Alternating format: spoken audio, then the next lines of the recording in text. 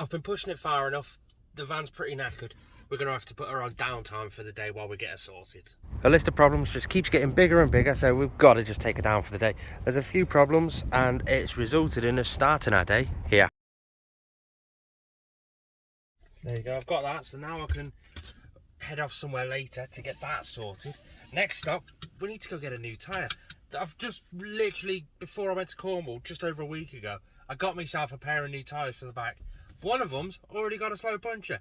I ran over, no, I'm not going to say how I got it, but I had some prickles in the side. If you watched my last video, you'll know what happened. And I've had a slow puncture since. I'm either going to get a puncture repair or a new tyre. We'll see. And that's just one of the things I've got wrong with this van that I've got to sort out today. So with that tyre repaired, they actually did just repair it, they've done a puncture repair on it. I've also been down to the windscreen shop to get this, I don't know how well you can see it, it's dead sunny, this suicidal squirrel crack on the windscreen, priced up. £234 for a new windscreen to be fitted onto this van. I'm going to need a new windscreen for the MOT, otherwise it's going to fail. That's a guarantee. But what I need to price up, I need to work out is £230 for a new windscreen. If I go through the insurance, is my premium going to increase by more than £230 over the next 3 years? Is it cheaper just for me to repair it? I'm going to need you guys to keep liking and subscribing and all that sort of stuff, ready for me to be able to afford that. But I've got some work inside. First of all, I've got to put the bed down, I've got to clear it all up and just put everything back where it should be. It's still a mess from Cornwall Adventure. And that thing I picked up from B&Q, that stuff is quite simply because I messed up. I dropped it because I messed up when I built it, and I just used spray glue to glue this lino onto the wood, and it's kind of come off. So I'm the man, I fix things the easy way, more spray glue. Let's just do this the easy way, shall we? To that, look at that. Right, let me quickly run you through. So we just basically put the bed back together. That's dirty clothes from down in Cornwall, laundrette later. That's some work stuff. It's just work stuff that I need tomorrow. But the big job is impact spray glue. Basically just got to spray the wood and the back of the lino, leave it for a few minutes and just whack it all on. I know it's a sort of lame and cheap ass way of doing it, but I just need something to tie me over for the next day or two, week or two. I'm a man. We say that and it's really, I want it to tie me over forever. Just give it a shake. Pull it back. Well, that's curing on the back. I've just got to plug my phone on charge. Everything's starting to die. But that's one thing I love about the 100 watt solar. That's it, it's just 100 watts of solar. Powers all these cables, powers all the interior lights. If you press that little button just there. Woo, got all the lights. It powers the fridge, which is just there. And it doesn't skip a beat. It's literally 100 watt of solar power. I mean, it might be different in the winter, and my battery is still full. So while I wait for that to cure just a little bit, I'm actually going to have a little shave, get rid of this fluff off my face, and then I'm going to go for a walk. That's Billinge Hill, the highest point in Merseyside.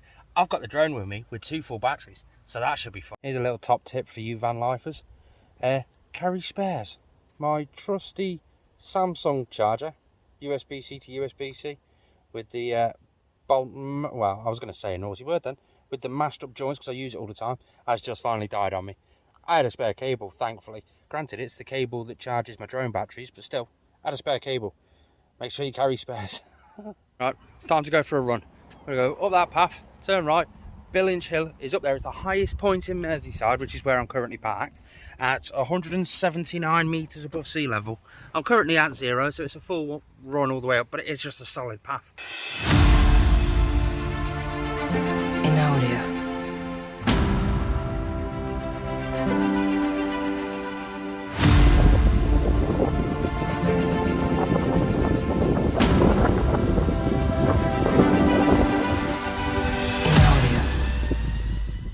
That's Billinge Hill knocked off the list of things to do today. Time to head back down. That was the highest point in Merseyside. Cracking little view from the top. You can see right over to the Liverpool dock.